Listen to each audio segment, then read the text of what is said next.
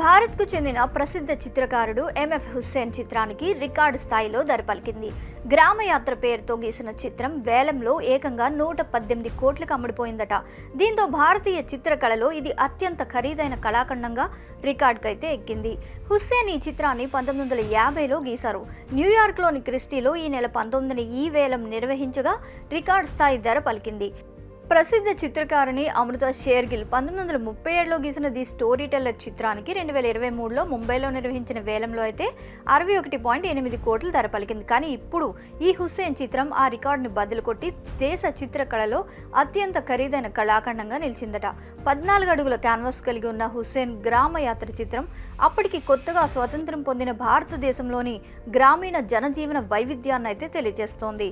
ఈ చిత్రాన్ని 1954లో నార్వేకు చెందిన డాక్టర్ లియాన్ ఎలియాస్ వోలోదర్ స్కీ అనే ఆయన కొనుగోలు చేశారు. 1964లో ఓస్లో యూనివర్సిటీకి అయితే దీన్ని తరలించడం జరిగింది.